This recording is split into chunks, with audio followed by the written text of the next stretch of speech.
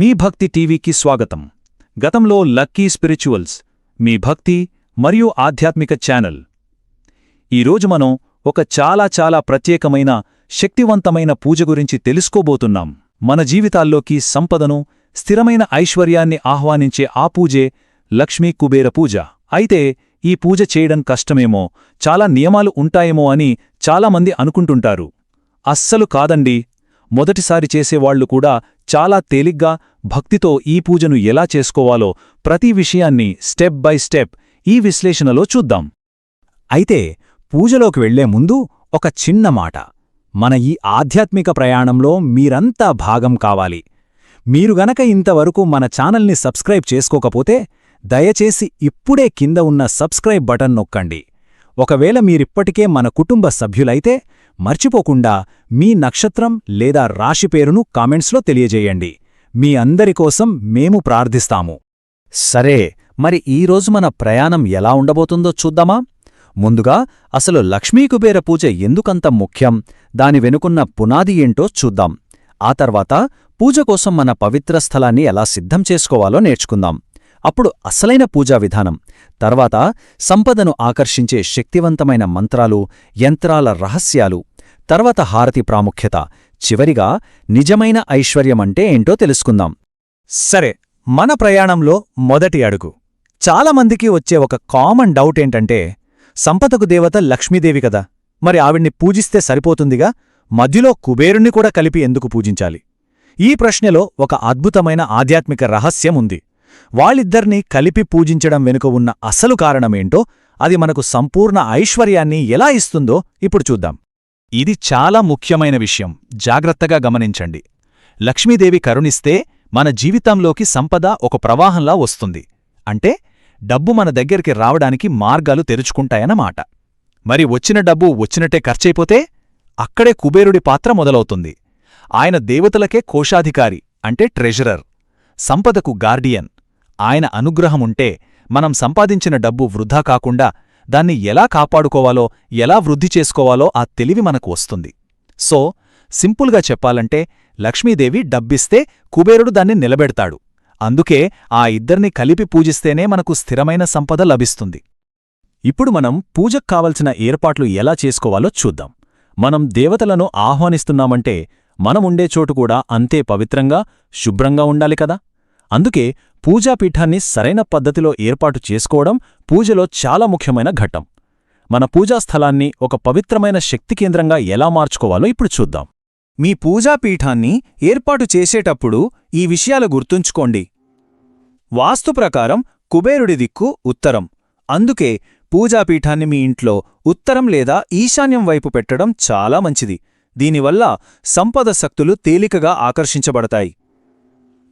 విగ్రహాలను ఎప్పుడూ నేలమీద పెట్టకూడదు, ఒక చెక్క పీఠం మీద పెట్టాలి. ఇది మనం దేవతలకిచ్చే గౌరవాన్ని సూచిస్తుంది. ఇక పీఠం మీద ఎరుపు రంగు వస్త్రం పరచడం వల్ల లక్ష్మీదేవి అనుగ్రహం, ఆకుపచ్చ రంగు వల్ల ధనవృద్ధి, పసుపు రంగు వల్ల శుభాను కలుగుతాయి. లక్ష్మీదేవి విగ్రహానికి కుడివైపున కుబేరుడి విగ్రహాన్ని పెట్టి ఇద్దరినీ పక్కపక్కనే పూజించాలి. పూజ మొదలుపెట్టే ముందే ఈ సామాగ్రి అంతా సిద్ధంగా పెట్టుకోండి. లక్ష్మీ కుబేరుల విగ్రహాలు లేదా ఫోటోలు, ఆవు నెయ్యితో వెలిగించే దీపం, మంచి సువాసన వచ్చే అగర్బత్తీలు, పసుపు, కుంకుమ, అక్షతలు ఇవన్నీ తప్పనిసరి. ముఖ్యంగా లక్ష్మీదేవికి తామర పువ్వులన్నా, ఎర్రటి పువ్వులన్నా చాలా ఇష్టం. ఇక నైవేద్యం విషయానికొస్తే పండ్లు, పాయసం లేదా లడ్డూలు పెట్టచ్చు. అయితే ఇక్కడొక స్పెషల్ టిప్: కుబేరునికి తేనె, తెల్ల బెల్లమంటే చాలా ప్రీతికరమట. అందుకే వాటిని తప్పకుండా నైవేద్యంలో చేర్చండి. చివరగా సంపద ప్రవాహానికి గుర్తుగా కొన్ని నాణేలను కూడా దగ్గర పెట్టుకోవాలి. అన్నీ సిద్ధం చేసుకున్నాం కదా. ఇప్పుడు అసలు పూజెలా చేయాలో చూద్దాం. సాధారణంగా షోడశోపచార పూజ అని 16 రకాల సేవలతో పూజ చేస్తారు. కాని కొత్తగా మొదలుపెట్టేవాళ్లకి అది కొంచెం కష్టంగా అనిపించొచ్చు. అందుకే దానిలోని ముఖ్యమైన అంశాలను తీసుకుని ఎవరైనా సరే సులభంగా భక్తితో చేసుకోగలిగేలా కొన్ని సింపుల్ స్టెప్స్గా ఈ పూజా విధానాన్ని ఇప్పుడు చూద్దాం. ఈ 4 స్టెప్స్ని శ్రద్ధగా ఫాలో అవ్వండి. ఫస్ట్, ఏ పూజ మొదలుపెట్టినా విఘ్నేశ్వరుడిని తలుచుకోవాలి. ఓం గం గణపతయే నమః అని జపించి పూజ ఎలాంటి ఆటంకాలు లేకుండా జరగాలని కోరుకోవాలి. ఆ తర్వాత లక్ష్మీ కుబేరులను మనస్ఫూర్తిగా మన పూజలోకి ఆహ్వానించాలి. తల్లి లక్ష్మీదేవి, స్వామి కుబేరా, దయచేసి మా పూజను స్వీకరించడానికి రండి అని ప్రేమగా పిలవాలి. రెండో స్టెప్లో వారికి పువ్వులు, ధూపం, దీపం సమర్పించాలి. మూడోది మనం ప్రేమతో సిద్ధం చేసిన నైవేద్యం పెట్టాలి. ఇక చివరిగా 4వ స్టెప్లో మన కృతజ్ఞతకు గుర్తుగా కొన్ని నాణేలను దక్షిణగా సమర్పించాలి. ఈ దక్షిణ మన జీవితంలోకి సంపద ప్రవాసం పెరగడానికి సహాయపడుతుంది. సరే, పూజలో పువ్వులు, నైవేద్యాలు పెట్టాం. కాని అసలైన శక్తివంతమైన దశ ఇప్పుడే మొదలవుతుంది. మనమిప్పుడు కేవలం కంటికి కనిపించే పూజ నుంచి కంటికి కనిపించని శక్తివంతమైన సాధనాల వైపు వెళ్తున్నాం. అవే మంత్రాలు అంటే పవిత్రమైన ధ్వని, మరియు యంత్రాలు అంటే పవిత్రమైన రేఖాగణితం. ఇవి సంపద శక్తులను మేల్కొలిపి మన వైపుకు లాగుతాయన్నమాట. అసలు మంత్రమంటే ఏంటి? చాలామంది అది ఒక శ్లోకం అనుకుంటారు. కానీ అది అంతకంటే చాలా ఎక్కువ. ప్రతి మంత్రానికే ఒక నిర్దిష్టమైన వైబ్రేషన్ ఉంటుంది.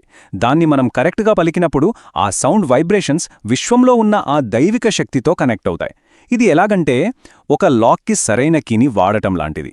మనం సరైన మంత్రాన్ని జపిస్తే సంపదకు సంబంధించిన కాస్మిక్ ఎనర్జీ డోర్స్ ఓపెన్ అవుతాయి. ఇది చాలా పవర్ఫుల్ కుబేర మూల మంత్రం. నేనిప్పుడు నెమ్మదిగా, స్పష్టంగా పలుకుతాను. శ్రద్ధగా వినండి. కావాలంటే నాతో పాటు అనడానికి ప్రయత్నించండి. ఓం యక్షాయ కుబేరాయ వైశ్రవణాయ ధనధాన్యాధిపతయే ధనధాన్య సమృద్ధిం మే దేహి దాపయస్వాహ. ఈ మంత్రంలో మనం కుబేరుడిని యక్షులకు రాజుగా, విశ్రవసుని కుమారుడిగా, ధనధాన్యాలకు అధిపతిగా కీర్తిస్తూ నాకు ధనధాన్య సమృద్ధిని ప్రసాదించు అని అర్థిస్తున్నాం. ఈ మంత్రాన్ని భక్తితో 108 సార్లు జపిస్తే అద్భుతమైన ఫలితాలుంటాయి. మూలమంత్రాలతో పాటు బీజమంత్రాలు కూడా ఉంటాయి. బీజమంటే విత్తనం కదా. ఒక చిన్న విత్తనంలో ఒక పెద్ద చెట్టు ఎలాగైతే దాగి ఉంటుందో అలాగే ఈ బీజమంత్రాల్లో దైవిక శక్తి చాలా కాన్సంట్రేటెడ్గా ఉంటుంది. ఈ కుబేర బీజమంత్రాన్ని వినండి. ఓం శ్రీం, ఓం హ్రీం, శ్రీం హ్రీం, క్లీం శ్రీం, క్లీం విత్తేశ్వరాయ నమః. ఇందులో శ్రీం అనేది లక్ష్మీదేవి బీజాక్షరం. ఇది సంపదను ఆకర్షిస్తుంది. విత్తేశ్వరాయ అంటే సంపదకు ఈశ్వరుడైన వాడికి నమస్కారమని అర్థం. ఈ మంత్రం ఆర్థిక సమస్యలను తొలగించడానికి బాగా సహాయపడుతుంది. మంత్రమంటే ధ్వనిశక్తి అని తెలుసుకున్నాం. మరిప్పుడు రూపంలో ఉండే శక్తి, అదే యంత్రం గురించి చూద్దాం. దీన్నే కుబేరకోలం లేదా కుబేర యంత్రం అని అంటారు. ఇది కేవలం గీతలు, అంకెలతో ఉన్న ఒక డ్రాయింగ్ కాదు. ఇది సంపద శక్తిని ఆకర్షించే ఒక పవర్ఫుల్ జామెట్రిక్ మ్యాగ్నెట్ లాంటిది. ఇది మన ఇంట్లో పాజిటివ్ ఎనర్జీని లాక్ చేసి ఉంచుతుంది. దీన్ని ఎలా గీయాలో చూసే ముందు ఈ యంత్రం పూర్తి రూపం ఎలా ఉంటుందో ఒకసారి చూడండి. ఇందులో 20 నుంచి 28 వరకు ఉన్న 9 అంకెలు ఒక ప్రత్యేకమైన ఆర్డర్లో అమర్చి ఉంటాయి. ఈ అమరికలోనే దీని శక్తి అంతా దాగి ఉంది. ఇప్పుడు ఇంత పవర్ఫుల్ యంత్రాన్ని స్టెప్ బై స్టెప్ ఎలా గీయాలో చూద్దాం. ఈ యంత్రాన్ని గీసేటప్పుడు దాని ఆర్డర్ చాలా చాలా ముఖ్యం. దీన్ని అస్సలు మార్చకూడదు. ముందుగా 3కి 3 గడ్ల చట్రాన్ని గీయండి. తర్వాత కరెక్ట్గా సెంటర్ గడ్లో 24 రాయాలి. దాని కింద గడ్లో 28 రాయాలి. ఆ తర్వాతే మిగిలిన అంకెలను నేను చెప్పే ఆర్డర్లో రాయాలి. 23, తర్వాత 22, తర్వాత 27, 20, 25, 26, చివరిగా 21. ఈ ఆర్డర్ని ఫాలో అయితేనే యంత్రం యాక్టివేట్ అవుతుంది. ఇప్పుడు ఈ యంత్రం వెనుక ఉన్న మ్యాజిక్ ఏంటో చూడండి. ఈ గడుల్లోని నంబర్లను మీరు ఎలా కూడినా సరే, అడ్డంగా, నిలువుగా లేదా మూలగా టోటల్ 72 వస్తుంది. న్యూమరాలజీ ప్రకారం 7 + 2 9. 9 అనేది అంకెలన్నింటిలోకి చాలా శక్తివంతమైనది. ఇది పరిపూర్ణతకు సంకేతం. ఈ యంత్రాన్ని గీసి ప్రతి గడిలో ఒక కాయిన్ పెట్టి కుబేరమంత్రాన్ని జపిస్తే ఆ యంత్రం మీ ఇంట్లో ఒక ధనాకర్షణ కేంద్రాన్ని సృష్టిస్తుంది. మన ఈ ఆధ్యాత్మిక ప్రయాణంలో మనం సరిగ్గా మధ్యలోకొచ్చాం. ఈ విశ్లేషణ మీకు ఉపయోగపడుతోందని ఆశిస్తున్నాం. మీకు గనక ఈ సమాచారం విలువైనదిగా అనిపిస్తే దయచేసి మన ఛానల్కి సబ్స్క్రైబ్ చేసుకుని మా ప్రయత్నాన్ని ఆశీర్వదించండి. మీరిప్పటికే మన కుటుంబ సభ్యులైతే మర్చిపోకుండా మీ నక్షత్రం లేదా రాశి పేరును కామెంట్స్లో మళ్ళొకసారి గుర్తుచేయండి. ఇప్పుడు మనం పూజలో చివరి ఘట్టానికి, అందమైన భాగానికి వచ్చేశాం. అదే హారతి. హారతి ఇవ్వడమంటే కేవలం దీపం చూపించడం కాదు. అది మన ఇంట్లో ఉన్న నెగటివ్ ఎనర్జీని, దరిద్రాన్ని, ఆ చీకటిని తరిమివేసి జ్ఞానం, ఐశ్వర్యం అనే వెలుగును నింపే ఒక పవిత్రమైన కర్మ. హారతిని ఇలా ఇవ్వాలి. ఒక పళ్ళెంలో కర్పూరం కాని నెయ్యి దీపం కాని వెలిగించి కుడిచేత్తో పళ్ళెం పట్టుకుని ఎడమచేత్తో గంట వాయిస్తూ ఓం జై లక్ష్మీమాతా పాటను భక్తితో పాడాలి.